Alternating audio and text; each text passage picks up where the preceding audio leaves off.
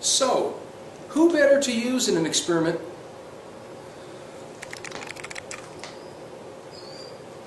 So, who better to use in an experiment? That's not right. Who better to use in an experiment?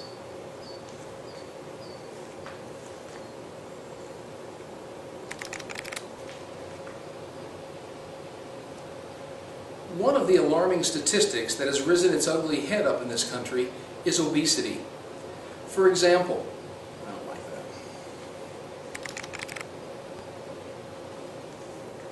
So, who better to use in this experiment as somebody who basically contributes to the data of being overweight?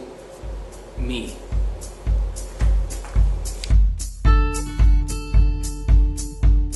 If I would have given the kids this project and said, look, I want you to go to a grocery store and I want you to put me on a 2,000 calorie diet and I want you from the grocery store to track 15 different nutrients, the results of that experiment would have never gotten out of COLO NESCO, because people would have said, well, duh, if you eat 2,000 calories and if you go ahead and watch what you're eating, of course you're going to be better off.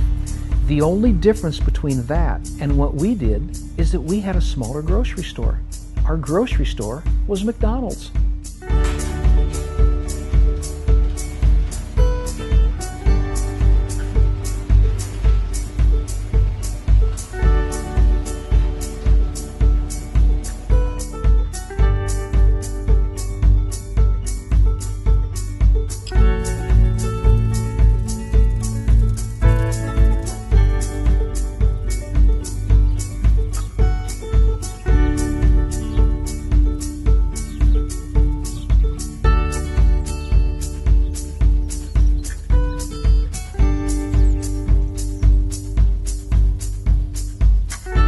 John's a unique individual.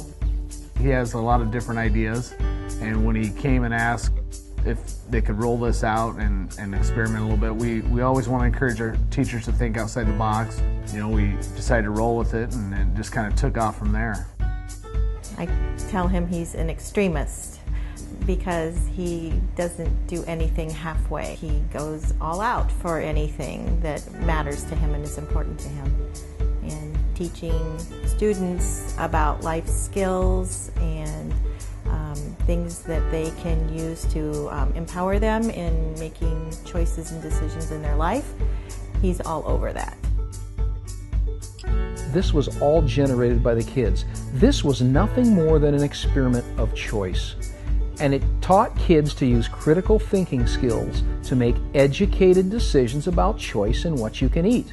That's the beauty behind this whole experiment. You see, this experiment wasn't about McDonald's. This experiment wasn't about me. This experiment was about teaching kids to use critical skills in making proper choices.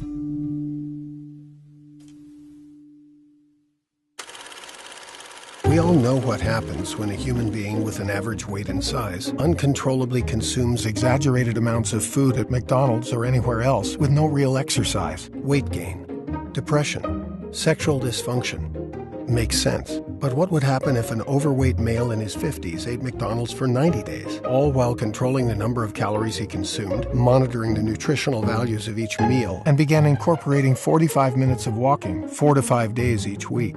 Meet John Cisna, the 55-year-old science teacher from Iowa who was crazy enough to try it. Here's how it started. In September of 2013, Mr. Cisna chose 3 students to help him with an experiment. The question was simple. Is it possible for a person to become better off eating nothing but McDonald's for breakfast, lunch, and dinner for 90 straight days? This is the story of a man who ate 540 meals in a row at McDonald's and lived to talk about it.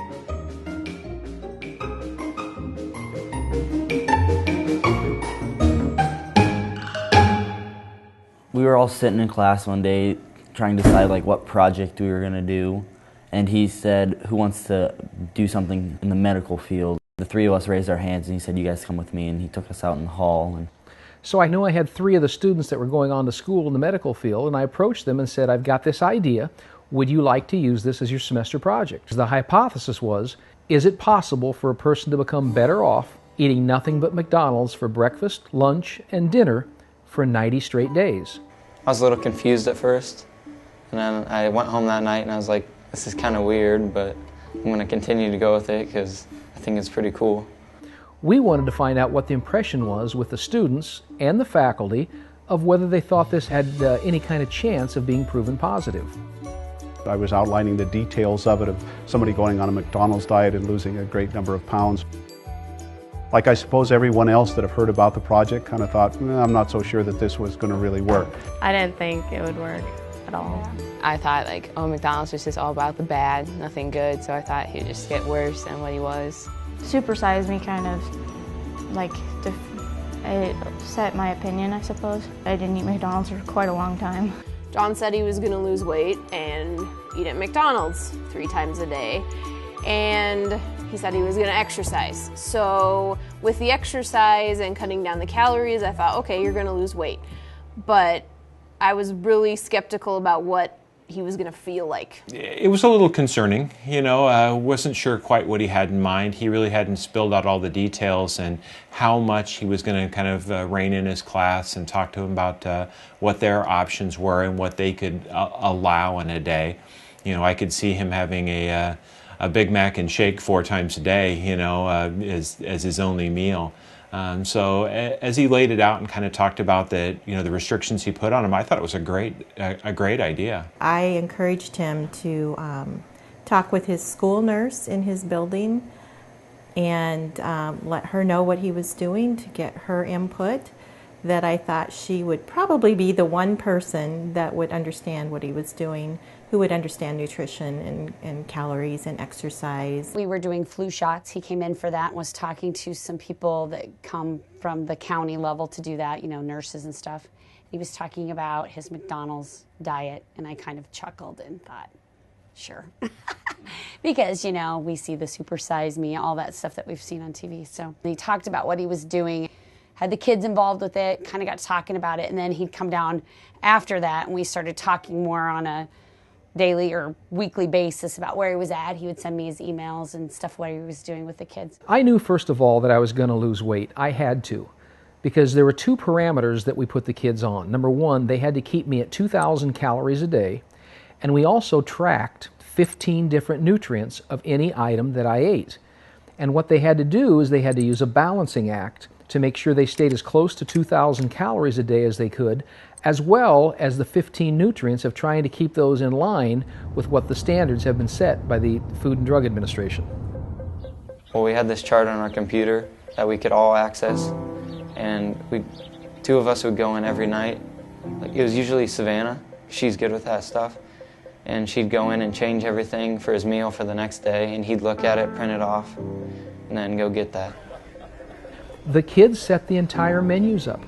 All I did is every Sunday I'd go online to see what they had selected for me, and then I went off to McDonald's. We tried to eat as many things on the menu as we possibly could. You know, some of the skeptics of this had said, well, he just probably only ate salads.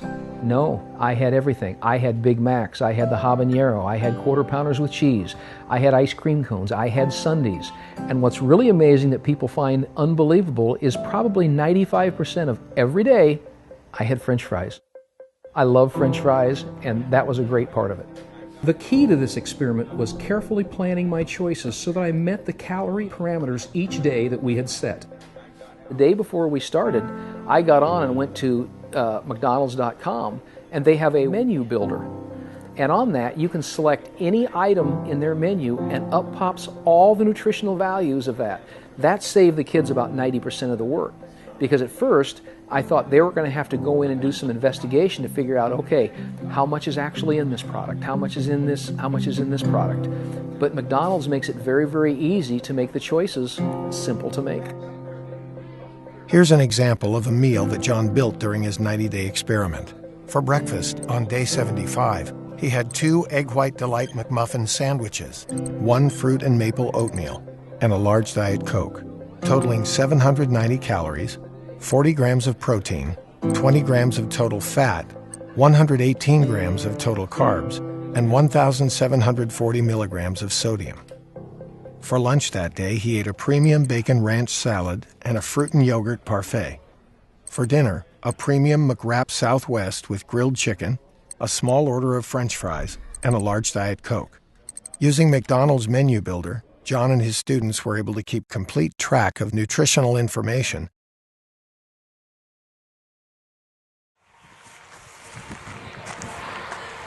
Well, here we are, the first evening of the first of 90 days to come. The diet started today, had a great breakfast at McDonald's, nice lunch, and when I get done working out here, I'll go for the dinner. So this is the first day. I'll be walking 45 minutes. We'll be tracking that, see how long it happens. Nice, beautiful day out today. That's good because the rest of this week it looks like it's going to be nothing but rain. So anyhow, wish me luck. Off I go. We knew it was important to have a plan that included two things: proper diet and moderate exercise.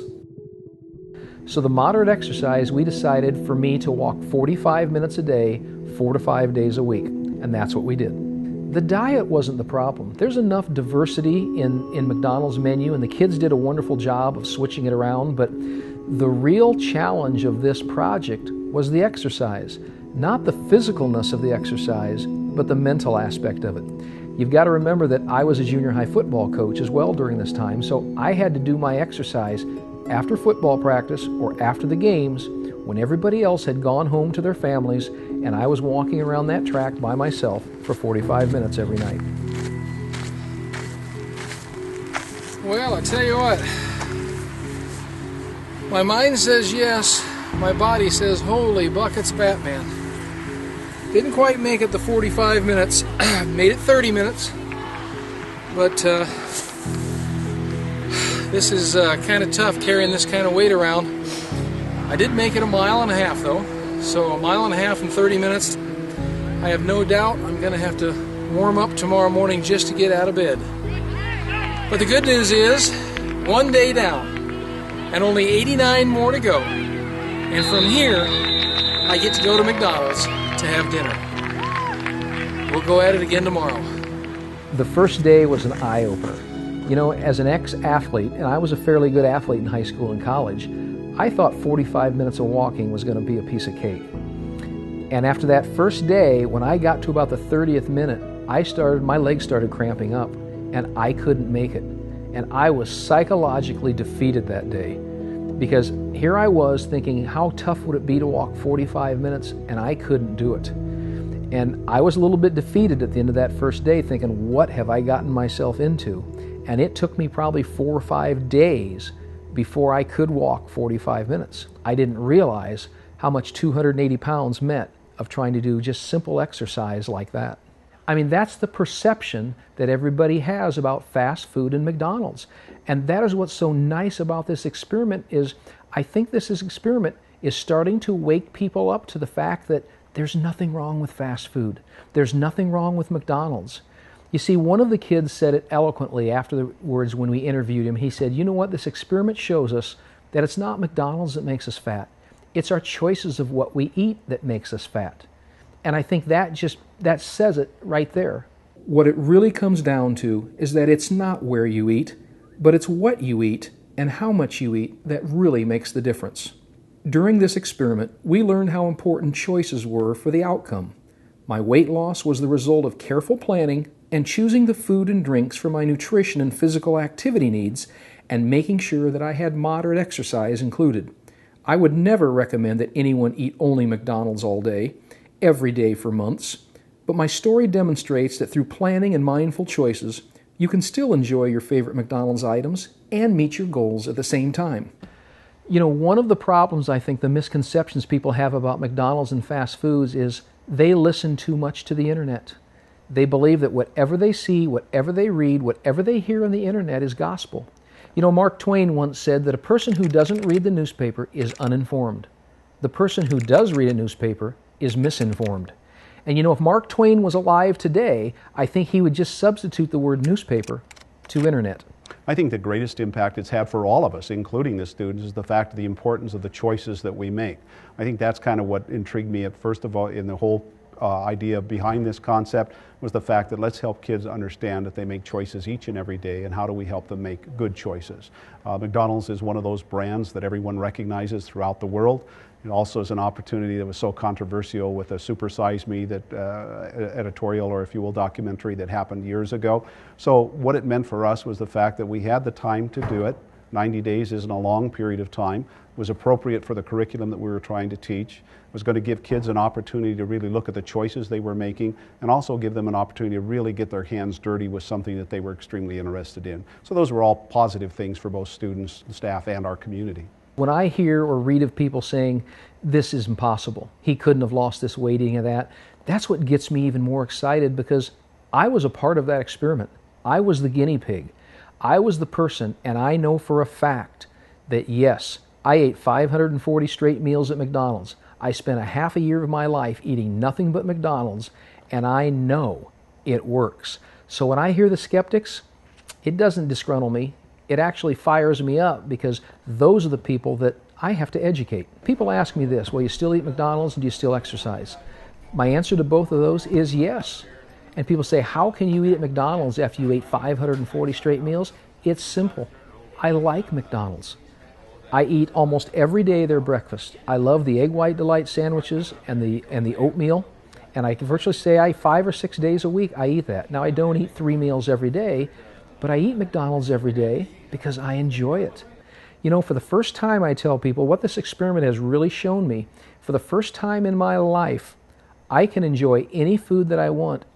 If my wife and I go out and I want a piece of cheesecake, I'll have that piece of cheesecake, because I'll plan the rest of the day accordingly so I can have it. It was kind of neat, because at the halfway mark, both the teachers and the students started showing a very concerted effort of watching what was happening with the project. As it evolved, the town started getting involved with it. Because at first, when people were seeing me walking around the track in between football games, some of the parents would say to the kids, what's Cisna doing? I said, well, he's doing this silly experiment and he's exercising and eating McDonald's. Oh, I see. Well, as it kept going on, and now as the results started coming through, they knew that something big was here. My big thing, and John and I have talked about this a lot, I don't know that this project was about McDonald's. It's about choice. It's about people choosing what they take in. They can choose to eat healthy, or they can choose not to. It doesn't really matter where you go. Anywhere you go, you can look through a menu, pick out what you need and what's healthy, and be able to make your own choices about it. John ate McDonald's for 180 straight days. For the first 3 months, he made balanced meal choices and incorporated regular moderate exercise, and lost a total of 37 pounds. His cholesterol went from 249 to 170. His triglycerides went from 156 to 80, and his LDLs went from 170 to 113. He continued his experiment for an additional 3 months, increasing the intensity of his exercise while continuing to make balanced meal choices from the McDonald's menu. He ended up losing a total of 60 pounds, and his blood pressure was 121/78. John continues to exercise regularly and make balanced meal choices wherever he eats.